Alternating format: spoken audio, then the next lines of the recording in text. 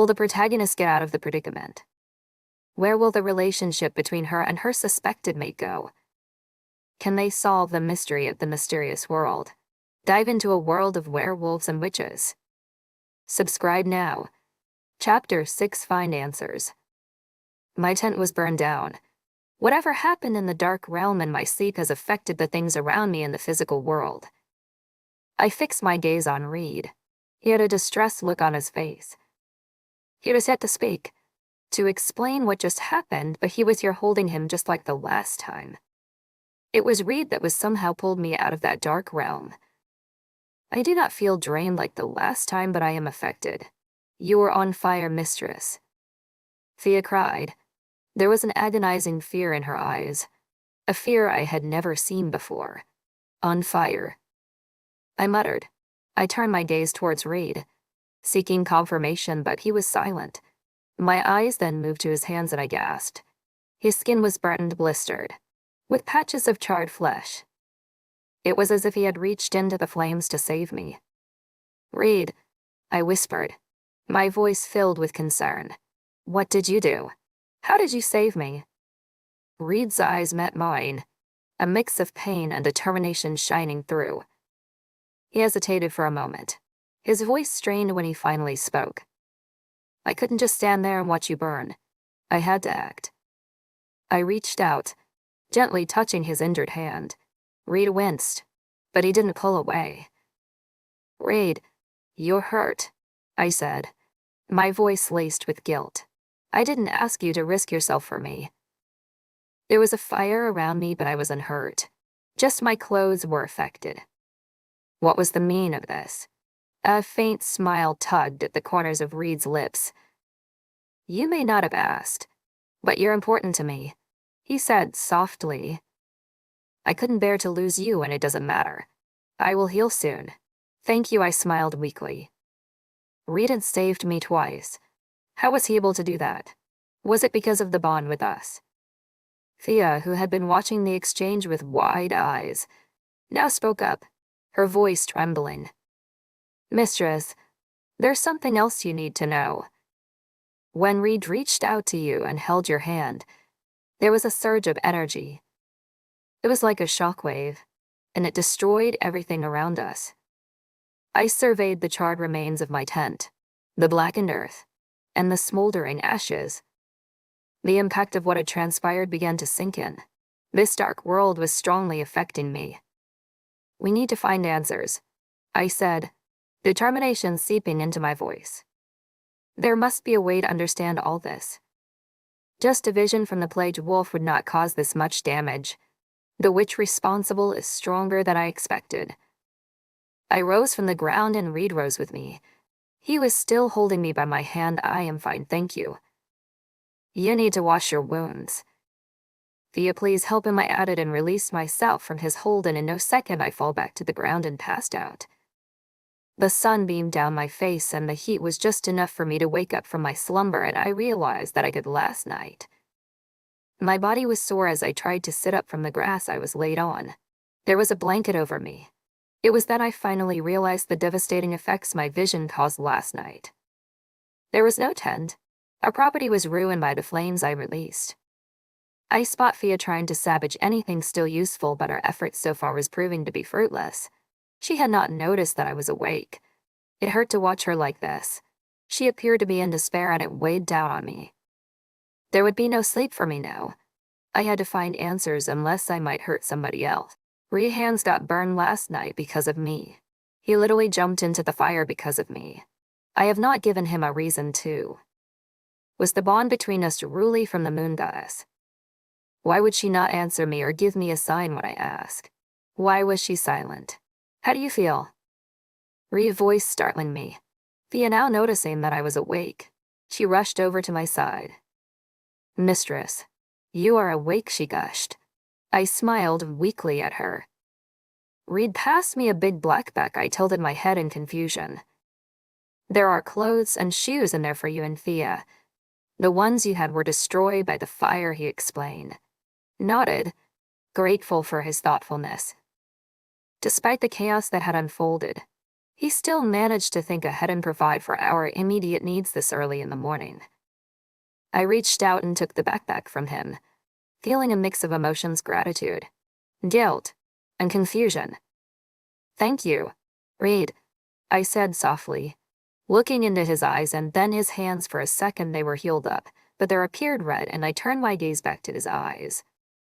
"For everything," I added. "You do not have to thank me. Anyone would have done the same thing," he responded. Then he gave me a nylon bag. "There is food in there. I don't think you would be able to fix anything up at the moment." "Thank you very much, Reed." Fia smiled brightly.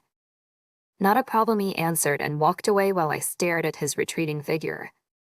"Mistress, you should go and bathe so you can properly change," she said. That was when I realized that I was wearing a large polo shirt that certainly did not belong to Fia. His scent immediately filled my nostrils, and it immediately brought a sense of security around me. "Mistress, mistress." I hear Fia's voice call out, and I know that I had been engrossed in my thoughts. "I will bathe," I said, standing up. My legs feels wobbly, but I have the strength to walk.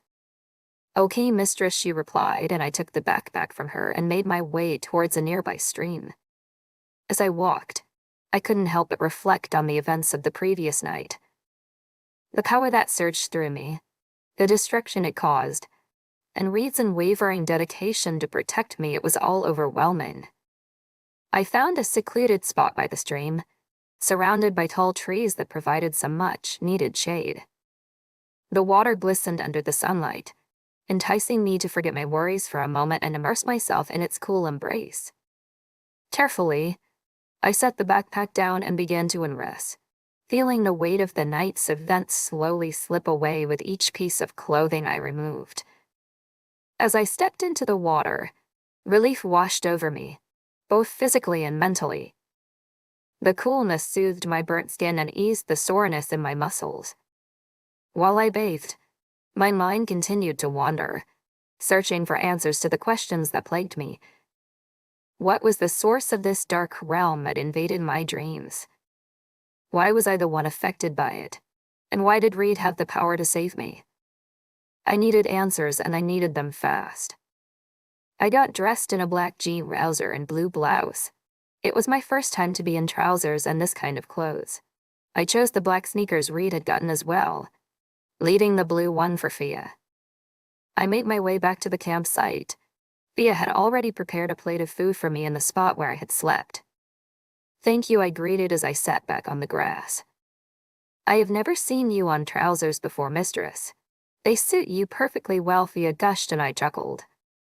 "You should get dressed as well. I say, we are leaving here soon. Where are we going to, mistress?" she asked. Reed was now standing beside a tree next to where I was seated, his back resting on the tree's back. "We are going to find answers. There is nothing here for us." "I can't not solve this problem on my own yet," I answered. "Oh, that is fine then. I will go get ready," she responded, and walked off, leaving I and Reed. The silence in the air was thick while I munched on the food. His presence beside me was very strong, almost overwhelming. "Would you like to join me?" I asked, breaking the silence. "I have already eaten. Thank you," he replied, still unmoved from his position, and the silence continued. "I thought I had lost you last night." He was the one to break it this time. "I am fine. Thank you for helping me," I responded swiftly. There was anguish in his voice, and it hurt my ears to hear it. I did not want him to feel this much anguish and despair because of me. "I know you are fine now, but what if you had died?" he said. I sighed. "I cannot die," I replied, unintentionally sounding cold. "You did not see yourself yesterday. You may be immortal, but you did not know what I saw yesterday. You were on fire and you were screaming, and I had no idea what to do." His voice sounded broken. I stopped chewing my food and turned to face him. His eyes were filled with fear, just like his voice. "But I am fine now," I said. "That is all you have to say, Althea." What if you were in my shoes and it was Fia that was on fire? How would you feel?" he growled. "If I was not there and you really died?" "The world will go on," I said, and I am aware that I sound completely heartless. What did he want me to do? Console him? I do not know how to. I have never had to console anyone, not even Fia. Thea might be emotionally, but she was stronger than she appeared. How can you say that, Althea? The world will go on. How would the world fucking go on? I am in this world. Thea is in this world. Do you think we would just move on just like that, like nothing ever happened? Mouths Brady, my fated mate. Whites crashed around me and my wheels spun with the beat of the heavy techno music a DJ was playing. What do you want me to say? I am drained and I am tired. I am sorry if I ever hurt you, but it is the truth. The world would go on. Thea would survive. She will find her mate eventually and she will be happy, and this fake bond or something between us will end and you will find your true mate as well. I screamed back, getting up from where I sat. My eyes pierced angrily into his and his pierced with the same intensity into mine. You have made up your mind that this bond between us is a conspiracy. You refuse to believe that you can ever be with someone and be truly happy. Because that is the way it is meant to be, I reasoned desperately. You had to understand me. This entire thing was a false. Fine then. I will give you what you so badly want. I read Roman reject Althea. He did not get to finish that statement as Thea casually stepped in, unaware of everything that had just played out. When do we leave? She asked. My heart was trying to pound out of my chest, and what just happened? Reed was about to reject me. If it worked, that means that I would be free, but a big part of me did not want it to work. And that part scared me. We leave in 15 minutes, I said, and walked away towards the cliff, leading Reed and Thea. Chapter 7, The Silence. I walked silently, listening to Reed and Thea chatters behind me. They acted like friends that have known each other for ages. They acted as closest a friend while I was being completely ignored, as if I did not exist. I did not want to admit it, but I was envious, and I was surprised that I was envious. I was definitely too old to be acting like this, but I cannot help myself from feeling this way. It should be around noon at the moment. The sun was fully out, but the tall trees were giving us enough shade from letting the sun scorch our skin. We were currently making our journey to one of my fellow witch friends that lived up north. In a human town, blending completely in with the people, and I was leading the way. My friend goes by the name Nadine, and she was 2 centuries older than I was. She was a full-breed witch like me, and she was stronger. So I am hoping desperately she would be able to give me answers, or at least point me in the direction of where I could get my answers from before the darkness of my vision consumes me and everything around it. Before it hurts Reed more than just burnt hands. From the moment we left our burnt-down campsite after the quarrel we had, Reed had created an extremely large distance between us, and up till now he had not bothered to utter a single word to me or even make a sound directed at me, and that was over 2 hours ago or so. This was what I wanted. This was what I asked him to do then. Why was I regretting asking him to stay away from me? Why was I seeking desperately for him to talk to me?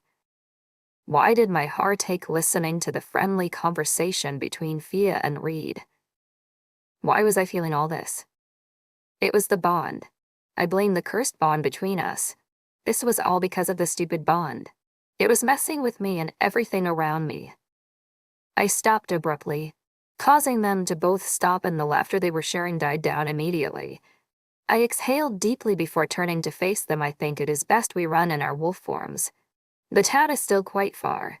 We would not be able to make it before the sun goes down if we continue on, what I said. It was me being petty, actually. Jealousy was eating me up, but I could not tell them that. Neither would I show it. Mistress, are you sure? I don't think you have fully recovered. You might not be able to shift. Thea sounded worried by my proposition. I am fine, I stated, assuring her. Reed stared at me, but he did not utter a single word as usual now. He was really taking this silence thing to the next level. Thea looked at Reed as if asking for permission. I chuckled just enough for only me to hear. Were they that close now? It was just 2 days or so that she has known him, and they were acting like the half-spent eternity together. They would have been better off if it was the two of them that was mated. Things would have not been this complicated. Reed nodded back at her before saying, you should shift behind the tree. So you don't have to rip your clothes, he offered, speaking so gently that his voice almost tasted of sugar. One would think that Thea was his mate with how caring he was acting around her.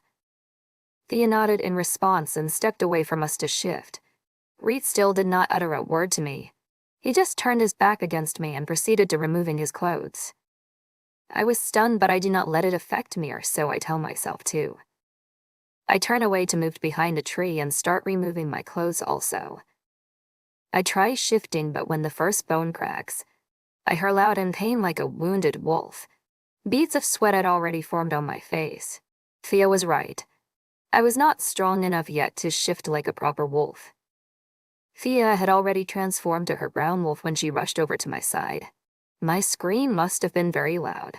She nudged me by my side while she whimpered, sympathizing with me for being in pain, and it made me feel bad. It was all because of envy. I was acting like a crazy, love-struck teenager. By now, Reed had already appeared also in his wolf form. His fur was of gray color and he looked bigger than regular wolves. His size was something I did not expect. I did not realize that I was bare naked in front of him until Thea stood in front of me, shielding my body from his eyes. If we had already accepted to be mates, she would not need to do that. But I am thankful that she is caring for my decency. I try again to shift and the same thing happened. The same pain. It is not as painful as when a wolf is transforming for the first time or when a werewolf is re-transforming after a long time of not being able to access the wolf, just like Luna Anna in the visions I saw of her. Nevertheless, it was painful, and I do not think I would be able to bear a full shift. It seems as if Reed couldn't care less about Thea trying to protect my decency, as he immediately dodged her and leapt towards me, transforming back to his human wolf the moment his feet touched the ground so effortlessly. No mind for his own nudity. I know about the male and female body, but I have never seen a naked man up close throughout my 500 years on this earth. I might have seen from afar, but I would not be able to tell. Maybe I have seen in one of visions for werewolves. I have always maintained respect for a person body despite the fact that majority of the werewolves did not care about their nudity. I guess it was easier for them to get used to it than to continue to rip their clothes to shred in each shift. Blood immediately rushed to my face, and I am certain that a blush had formed on my cheeks from the embarrassment, but that does not stop I from uncontrollably gazing at his body. He was completely beautiful. I do not think that I have ever regarded a man as beautiful. I have seen attractive men, but I have never thought them to be beautiful, but to me Reed was beautiful and he looked surreal. My hands wanted to touch, but I held myself back, regaining myself. This was completely insane. Do werewolves mates act like this? Feeling completely drawn to a stranger despite only knowing him or her for just 2 days. This had to be more of hypnosis. Was the moon goddess not just doing too much with this whole mate thing? Binding to people together for eternity? And there was a point in my life when I craved for this when I watched other mates. If this was the case with humans, they would surely rebel. Though the werewolves accepted this bond as part of their traditions, the humans are more free-spirited. They are not bounded by a pack and the magic that comes with being a werewolf. They will only see this as bondage. This sacred mate bond would be nothing more like bondage to the most of them. I forced myself to tear my eyes away from his toned body. "Are you okay?" Reed questioned with his usual worried look on his face. So now he was talking to me, and all it took was for me to be in pain. Was he in pain because I was in pain? I have felt how the mate bond works, but I cannot fully understand it until I am in it myself, and I am kind of in right now, but I was totally confused. This bond really felt like a mate bond. The mate was telling me that it wasn't. Even if it was, it had barely been into 3 days. I simply could not jump into his arms and accept his markings when I knew nothing about him and my magic was weak. I could not take a look into his life if his memories were not protected by the moon goddess. "I am fine," I responded back, but my words did little to assure him. He still gazed at me with conflicted eyes. Thea stepped away from where she initially stood, trying to shield my body from Reed, and she laid by my right-hand side. I know she wanted to shift back to check on me but couldn't. She would have to be naked in front of Reed. My eyes widened in realization. I was naked in front of Reed. I immediately took my shirt, laying on the ground to cover my body from him. I think that was when his mind also recognized my acquaintances. He coughed weirdly before saying, "You are not fine." "I am okay. I will be able to shift in few minutes," I defended. But I knew that it was a lie. It would take more than just a few minutes for me to be able to shift. "You are not," he gritted between his teeth. It was like he was trying to hold back his anger. Why was he angry? I was the one in pain. You get dressed. I will shift and you will ride on my back, he stated. I wanted to protest, but he glared down at me strongly as if daring me to go against him. No one has ever glared at me. I am feared by most of the werewolves in this territories and the places where I was not feared. I am respected, but this wolf before me felt neither of those two things for me. He simply acted how he wanted to act. He left, giving me privacy to dress up, and when he came back, he was already in his wolf form and his bag was held by its handles with his teeth. I was already dressed back in my clothes as well, and I helped Fia carry the bag and also took the one Reed was holding with his teeth. He squatted down for me to be able to climb on, and when he was sure that I was well seated, he nudged his head asking for directions. I pointed north, and without a waste of any second he dashing in the forest, Thea running behind us. It felt weird being on his back.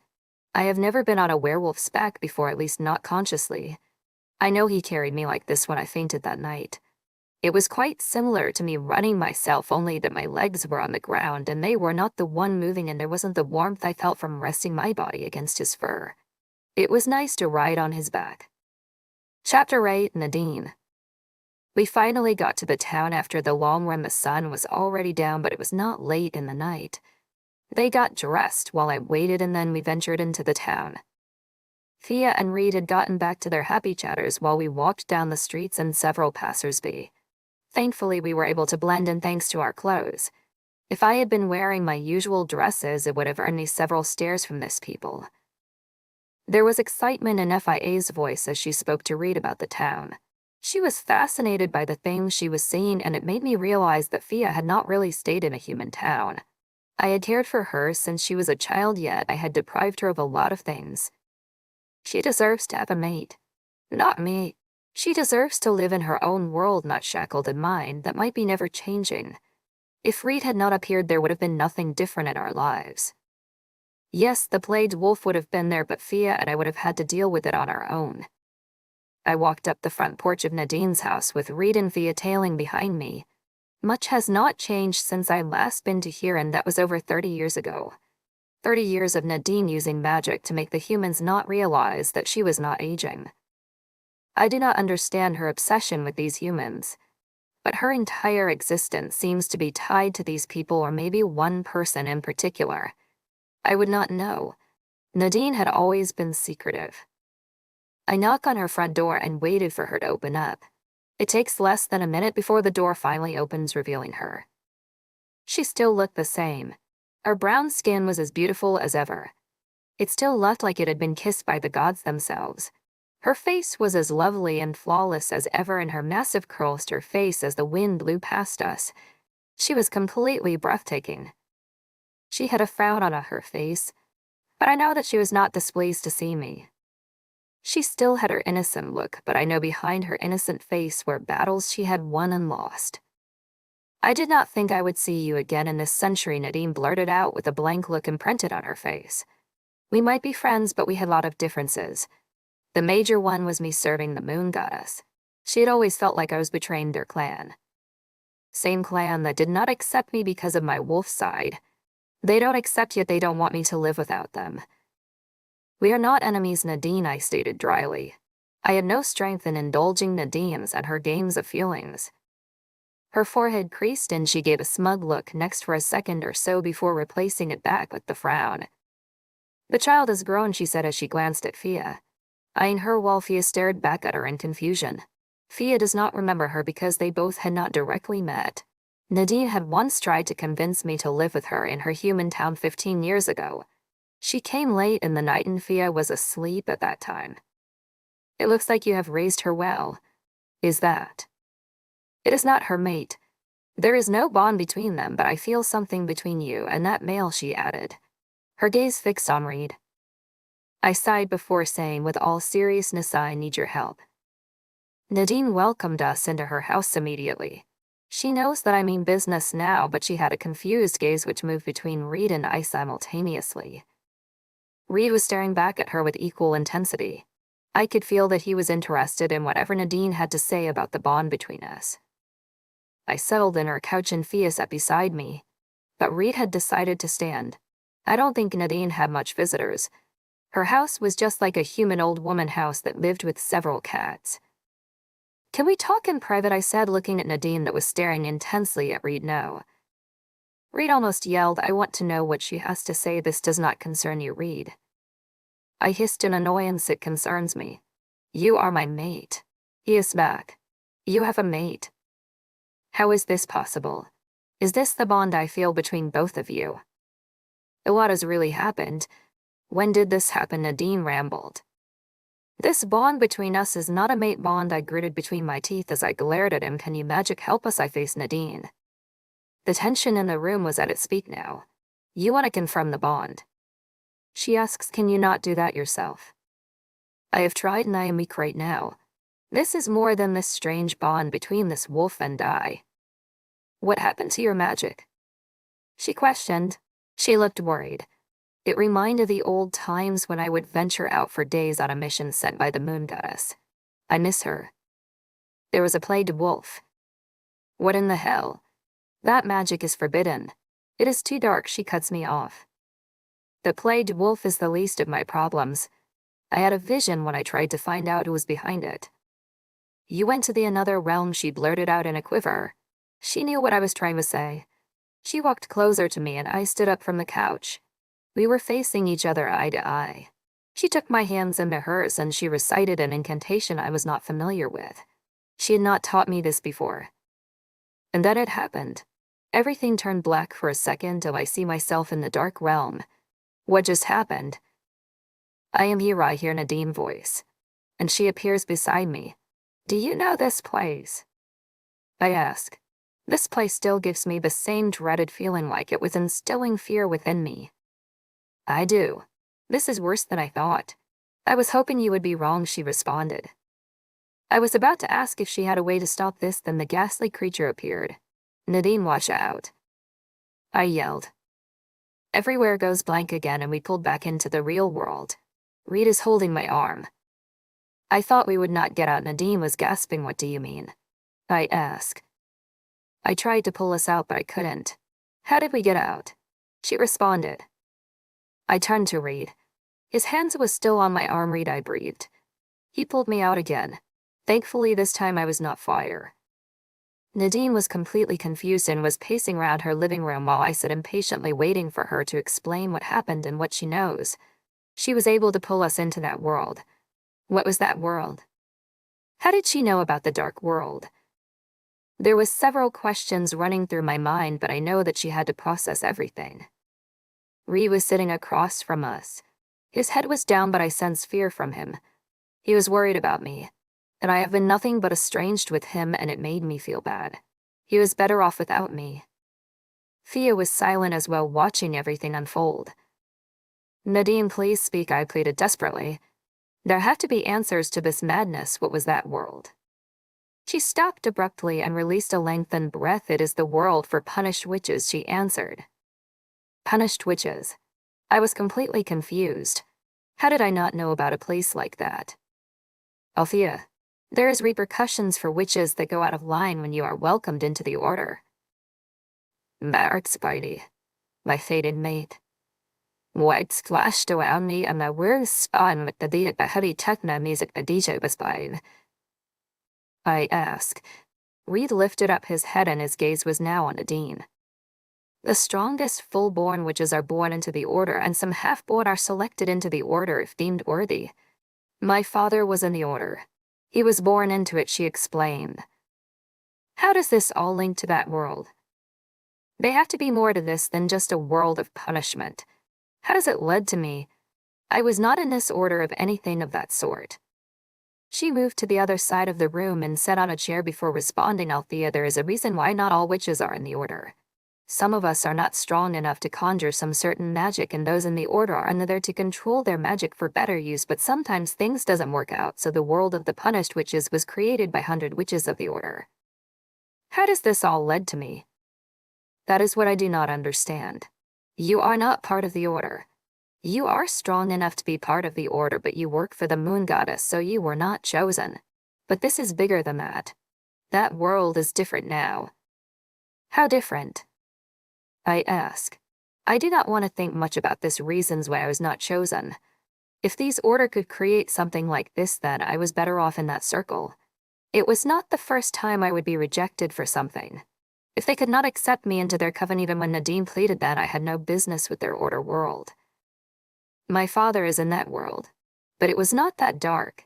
It was gloomy, and that those ghastly creatures did not exist, she confessed. Nadine did not talk much about her father. I had always assumed that he was dead. Her mother was dead as well. Your father. You visited him there, yes.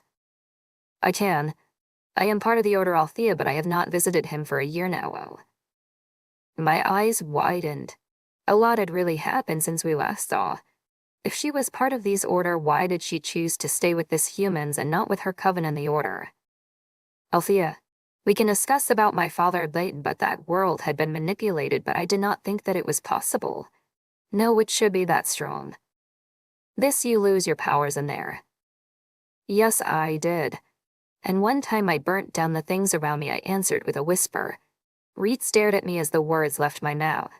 My eyes went to his hands. It was healed up and there was no scarring, but if Reed had been human, you would have been badly hurt and I would have been the reason. He deserves better. Althea, I don't want to say this, but I think you have been bounded to that place, she announced in an uncomfortable pit dug up in my stomach. Chapter 9, What Binds Us?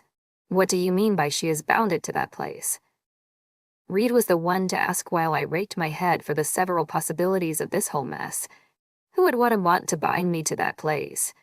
I had no knowledge of that world until today. I know that I might have made some enemies along the way through the centuries, but they would be werewolves. Shifters could not do this, unless they were working with a witch. The witch would be very powerful, like Nadine said, but then shifters would not even leave that long to enact on a revenge plan on me. I don't think I have caused any damage that would cause all this, but there was the fact that this all started with Luna, Louisiana. I had no bind with her in any way, so why all this? That world is drawing out your magic, though you are not presently there, Nadine added. Weariness settled on her face. You could be dying. That was enough to make Fia and Reed jump out of their seats. What? Reed yelled. Fia was already sobbing while I still remained silent. I did not know what to feel at the moment. If I was dying, then this was what I have craved for so badly. I have pleaded with the goddess countless of times to give me this when I failed to recover a dagger that would kill me, but now someone else was doing it for me in a different way. There was another way to die. This was bigger than me just dying. I can feel it in my bones. There was something coming that would be greater than just my death. Someone wanted me out of the way, but why through Alpha Caden's mate? I had even promised to help, yet here I was dying and drained of magic. I would not be of much help after all. Unless there was a way. Althea, you are quiet, Nadine voiced. It almost sounded like a whisper. Everyone's gaze now fell on me. If I die, then so be it. But is there a way to slow it down? Alpha Caden's mate is involved in this somehow. I already assured them my help. I finally spoke. Reed flared up immediately. So be it. So fucking be it that you die.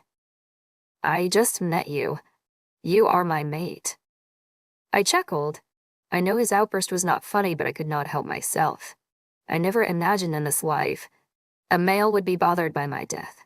I never imagined there would be a mate to worry for my well-being. Fia's sobs had increased in its sounds, while Nadine stared at me with wide eyes. I smiled before saying, it has only been 3 days, Reed. We have not made it yet. If this was even a real bond, you will survive. If Alpha Caden could get a second chance, I am certain the moon goddess would extend that favor to you. What the fuck? He cursed, frustrated lie, running his fingers through his hair aggressively. What the hell is wrong with you? Why are you like this? I was born like this, I simply answered. I know I was fueling his anger, but it needed to be done. He had hung around longer than I expected him to. He needs to move on with his life. Bullshit. He yelled. What of Fia? She's like your daughter. Is she not? Do you not care about how she feels? I turned to Fia, who was already a crying mess. She covered her face with her palms, but her sniffles were loud and tears could be seen running down her hands. I caressed her hair and she froze up immediately. She removed her palms from her face and I take a good look at her. She had really grown up. My beautiful girl. I looked towards Nadine and gave her a nod. She understood immediately. Thea would be taken care of when I pass on. Nadine would make sure of it. She would be fine, I said softly, and what about me? You do not care to know if I would be fine. Reed yells. Just because it has been 3 days, that does not mean that you have to be heartless whether you accept it or not. There is something binding us together. What is binding us? What binds us? All you werewolves care about is about some stupid bond that forces two people to stay together. Life is bigger than that fairy tale the moon goddess created, I stated, angrily getting up from the couch. Reed was silent. He stared at me heatedly, and I stared back at him with the same intensity. The tension in the room was skyrocketed, but none of us wanted to back down. This whole thing was plain madness to me. The moon goddess has been silent. If she was the one that roped me in this, then I hate her, and even if she wasn't the one, I still hate her for not helping me out. I have served her for centuries now, still she is always silent when I need her, but she expects me to answer when she needs me. Who pulled you out when you were in there? Nadine asks, breaking the silence and the tension between Reed and I.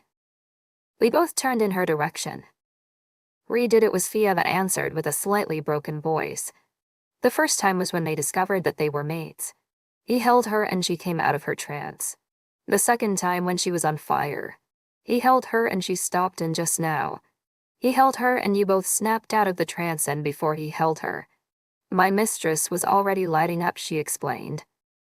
I was on fire again. I had no idea. Althea, Reed might just be of help in a way. He is preserving you in a little way.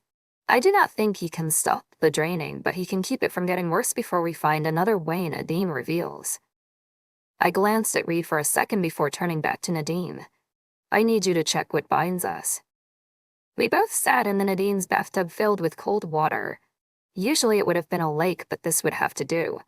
Her tub was bigger than the regular ones, that it could pass as a small swimming pool, or that thing the humans call a jacuzzi. Nadine had always loved the water, so this was understandable. She lit candles around the bathrooms to begin her spell. It was a spell I knew, but it had not been used in centuries. At first, shifters used this spell to access the intensity of a mate bond. It was stupid then. Mates were unsure of the mate bond magic and the effects if one of them dies. The stronger the intensity of the bond, the worse a mate would feel when their other half passes away untimely. In the old, there were mates that would reject each other to seek stronger mate. It was used to access how they would bear the pain of separation, the cutting of two souls bound together. It was worst when two mates have mated and accepted the bond. The intensity of the bond was twice stronger and more difficult to break. Most had died from it. As witches, we can bring out the color of the bond. Mate bonds were not reserved to just shifters. Witches made bonds of their own, same with vampires. Shifters' mate bond glowed in silver like the color of the moon. Witches were golden in color while vampires were red in color. Difference was that vampires and witches choose their mates by themselves. I avoided looking at Reed's face, but I could feel the anticipation from him. I was weak in magic, but I could feel his feelings like it was mine better than I did others. Nadine made some incantation in ancient Latin, where all magic words originated from, before saying to Reed and I need you both to take a deep breath. But before that, I need you to know, Reed, bonds made by your moon goddess would make the water glow in silver. If it was made by a witch, it would glow in a black mist, she explained, and Reed nodded in response to her statement. Thea was by the door of the bathroom, waiting in the same anticipation, just like Reed. She wanted me to have this bond with Reed, but I wanted her to have this with her own mate. Take a deep breath now, Nadine ordered, and she deep both out head in the tub. I listened to her make more incantations while I was underwater. I now feel the anticipation, but my eyes remained closed. I feel an energy surge in the water and know the spell has been done, still I am frightened to open my eyes. What if it glows in silver? What happens next? I had treated Reed badly, but I can't jump into this whole thing with him. Reed was still a stranger, and the only thing I knew about him was his first name, and that he was the blood son Pack, Doctor's brother. Younger or older, I had no idea. But if it glows in a dark mist, I know what would happen next. Reed would leave, but I know that he would leave with a part of myself. A small part that had hoped that it could all the real. It doesn't matter about the what-ifs. If I did not open my eyes, I clenched my eyes tightly one last time before I finally opened them. The water is blue. I could not believe it. The water glowed blue. What does this mean? Why is it blue? I hear Reed ask. He was out of the water. Then I pull myself out of the water. Reed was staring back at me. The blue glow of the water made his eyes glow more brightly. He was drenched and it made him look more beautiful than he naturally did. I tear my gaze away from him. It was not the time to let my emotions run wild in admiring his attractiveness. I look into the blue glowing water. I had no explanation for this. I have never seen this in my entire existence. Why is it blue? I ask this time looking at Nadine for answers, but she shakes her head. I do not know. I have never seen this before. I do not know what it means, but a witch could not have done this, that I know for sure. But I started, but the words got caught in my mouth when everywhere turns dark and I am back in the dark world. This time with the ghastly creature face to face with me. Fear consumes me. My eyes are shut wide open. This creature, though without eyes, looked like it could see my soul. I try to wiggle my body, but it is as if I am frozen in place. Why are you doing this? What do you want? I ask, but I get no response. Instead, I feel the creature's hands pierce into my body, and then it feels like the creature is tugging at my heart, trying to rip it out while I watch in horror. The pain is bearable until I feel a squeeze. I let out a loud scream in agony. Chapter 10, Good Morning. I feel the bed dip beside me in my slumber and my eyes shot open immediately. I had opened it too fast that it felt like the sun had blinded my eyes. It takes some time to get used to the light before I realized that the movements was coming from Reed, who was laying beside me. I was completely stunned. Reed and I was sharing the same bed. We were literally sleeping side by side. What happened last night? Memories flooded in at once as though my brain had been waiting for that question. I fell into the dark world again and again. Reed was there to pull me out. That was the only possible explanation. I breathe in frustration. We have now both fallen into a never-ending circle of him being the knight in shining armor and me being the damsel in distress. Only I used to be the damsel that eased other people distress. Reed was still fast asleep, though he turned around in several positions every few seconds. Was he having trouble sleeping? I got up from the bed. Immediately Reed's heartbeat changes and I know that he had woken up. And I had been responsible for that. That was fast. Good morning, I greeted subtly. Good morning, he greeted back in a groggly voice as he wiped his face from the sleep. He said nothing else and I just silently watched him gather his brown boots from the floor on the other side of the bed and his shirt that was laid on a couch that was laid on a couch that was at the room and got out of the room and got out of the room almost as though he was fleeing from a crime scene. Only I know that he was fleeing from me. I stood perplexed as I watched the door shut behind him and it felt like he shut his heart along with the door. This is what I wanted, but I was starting to develop mixed feelings. He was definitely angry at me. Perhaps frustrated at me. I don't need magic to know that. I have given him every reason to. I sat back down on the bed to gather my thoughts as well as my energy. It was then I finally realized the room I was staying in. It was the same room Nadine had offered me when I last came over to check how she was faring. A few things had changed. Like the color of the room was no longer sky blue, instead it had been replaced by mint green. And as expected, the curtains were also different, but the furnitures remained the same. Vintage. After spending few minutes to myself taking all that had happened in, I stood up and headed for the bathroom to freshen up. I never used to spend much time looking at my reflection in the mirror, but today I find myself doing that. My skin was incredibly pale and there was dark circles under my eyes. I looked like my soul was being sucked out of my body the same time as when my magic was being sucked out. I looked horrendous. I brushed my teeth with the new toothbrush that was placed in the sink before I peeled myself out of the clothes. I was wearing the same clothes of last night. As I soaked myself into the bathtub, I felt my spirit lift immediately. Water truly had its own healing properties. Staring at the water reminded of last night. The blue glow. There had to be an explanation to it, though. I could not possibly be the first half werewolf. Half witch to get a maid of some sort. There had to be someone before me, but how do I find this out? How would I get more answers? When my fingers had started to wrinkle from too much water was when I finally got out of the bathtub. I dried myself with the towel and got out of the bathroom with my clothes in my hands. I was about to put them back on when I noticed Fia adjusting some pieces of clothing on the bed. She sensed my presence and turned to face me. "Good morning, mistress," she said softly, accompanied with a solemn smile.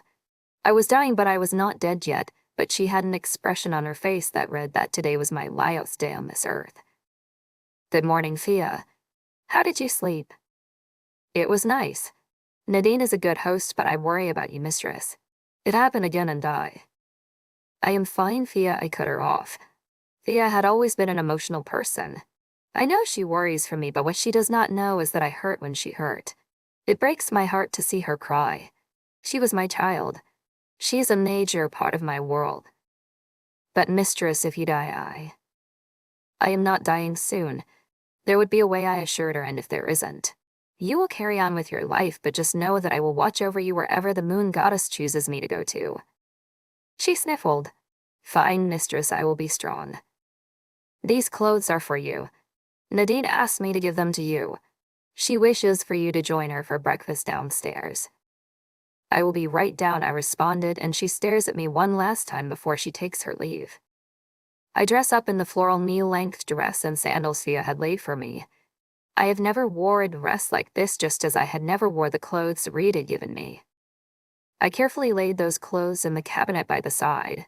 It has somehow become something of worth to me. It will always remind me of Reed, and when all this is over, it might be the only thing that would connect me to him. I walked out of the room to the dining table near the kitchen. Nadine and Fia were seated and munching on their food. Even Reed was present. They both stopped when they noticed me, but Reed kept his focus on his food. "It is good you can join us, Althea. Thankfully, we have a room over our heads. Reed was there to save you from setting the house on fire," Nadine voiced with a wide smile. I know what she was playing at, but I would not let her continue. I know she knows there is tension between I and Reed, and as usual, playful Nadine is trying to increase the tension.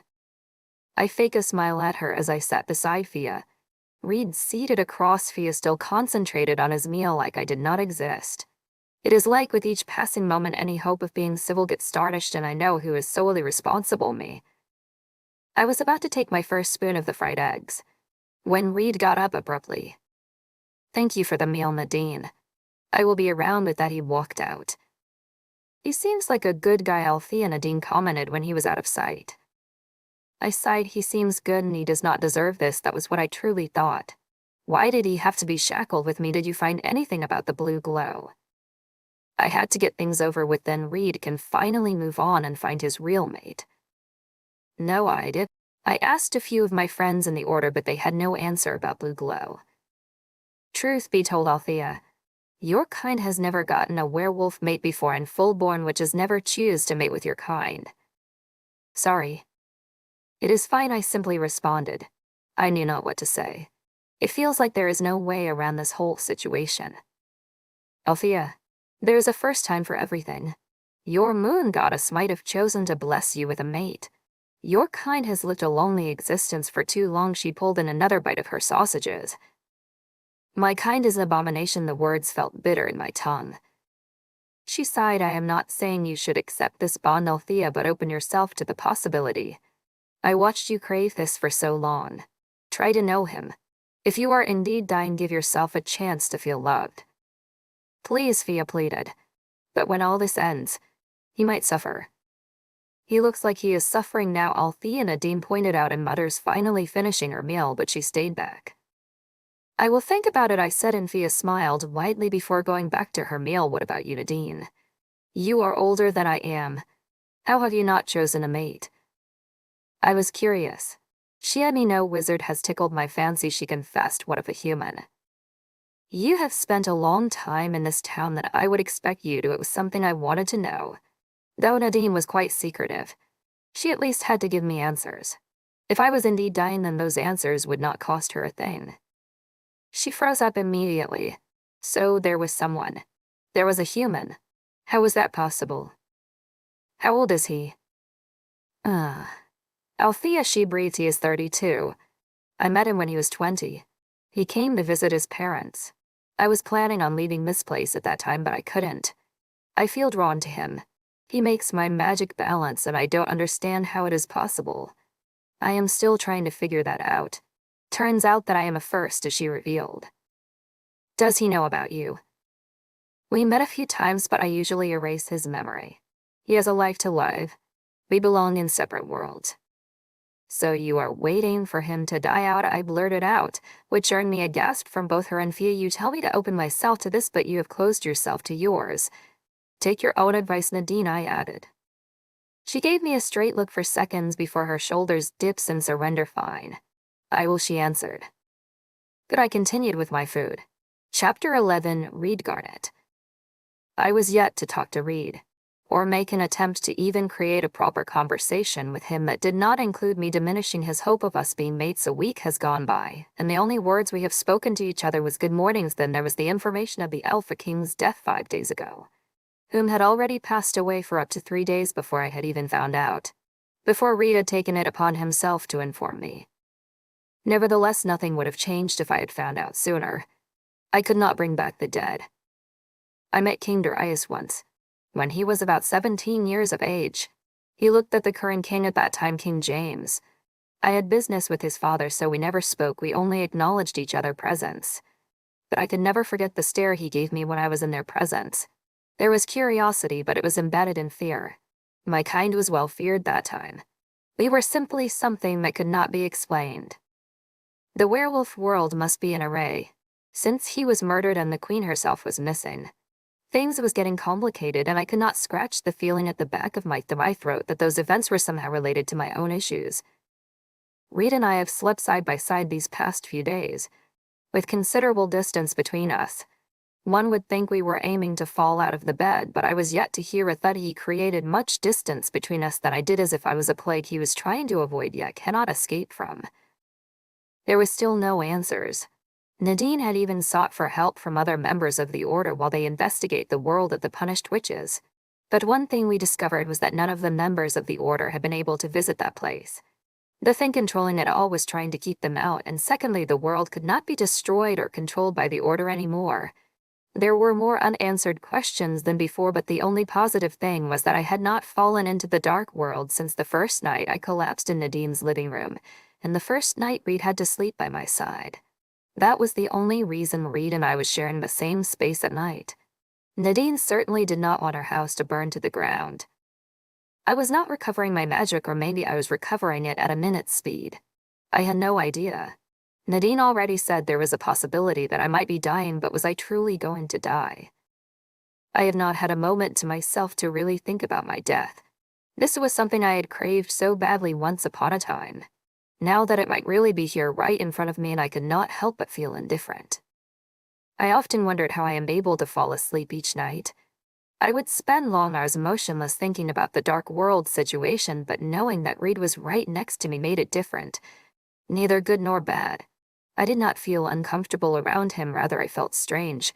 It was unexplainable. I know Reed was also having difficulty sleeping next to me.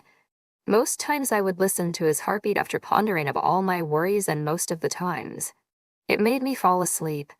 His heartbeat had somehow become my lullaby, and it frightened me that I was getting too comfortable with the arrangement. What happens when this all blows up?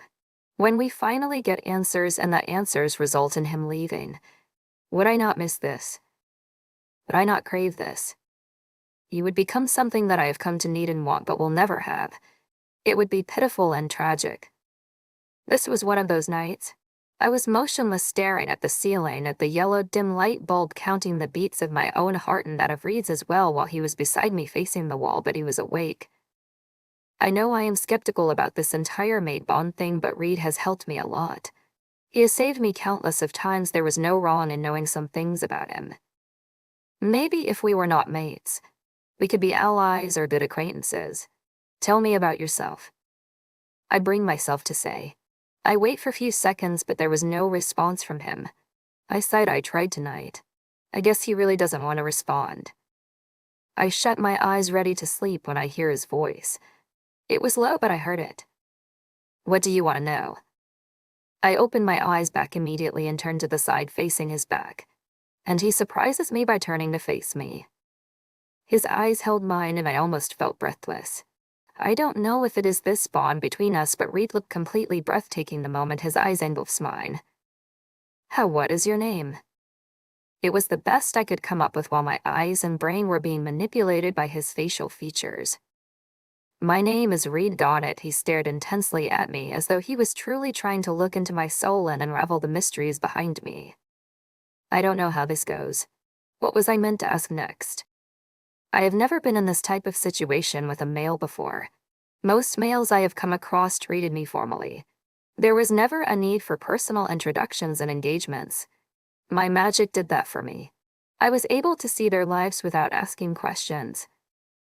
I am 25 years old, he added.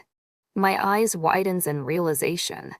I finally understood one of the reasons why he was pushing for this bond. He has done a long while without getting a mate just like Fia. Only that Fia has not been surrounded by male werewolves to get hers. I also see what he was trying to do. He was probably helping me out with trying to know him. What about you? He asked. I am Althea. I have no surname. I never met my father, I revealed swiftly, like the words hurt my mouth but I had to say it fast. His face contoured into sadness. He felt bad for me, but I did not want him to. My mother loathed my father for what he did to her. And I do too. There was no need for pity. You do not have to pity me, Reed. My father was an awful man. It is a joy that I do not bear his surname. Reed heaved a deep sigh. Why are you trying to know me?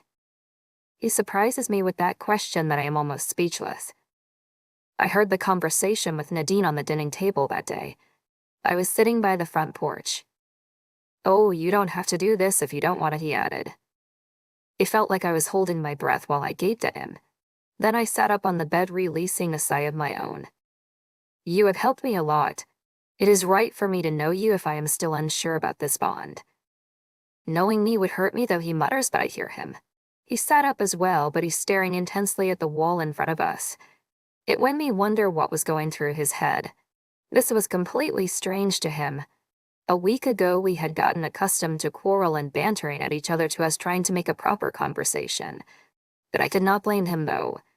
I had been the one instilling fuel into the already hot fire. You don't have to indulge me. You don't have to worry. If you don't want me close to you, it is quite all right, but honestly, I am not solely doing this because of Nadine advice or Fia. Please, I breathe. Thank you for your help so far. I am grateful. Would it be bad to have me as a mate? His question came completely knocking the air out of my lungs. I blinked. This was one of those moments I missed my powers. I was curious about whatever goes through his mind, but on the other hand, I know it would be wrong. Reed was not one of my clients. We were closer than that. It would be invasion of his privacy. No, that was my simple response. We do not have to mate right now, but I want to get to know you. Even if this does not end the way I would hope, I would have you as a friend and you can have me as one, he muttered before releasing a sigh of his own. I simply stared at him, unresponsive. Reed seemed like a good man, but his request was difficult for me. There was already had attraction between us. I already see him as a male, though I do not accept him as my male. If this attraction goes farther and ends negatively, would I be able to pick up my life once more? These thoughts ran through my mind, yet they were never uttered as words. Instead, the only words that came out from my mouth was sure. Friends, stay tuned for more Werewolf Witch adventures. Subscribe.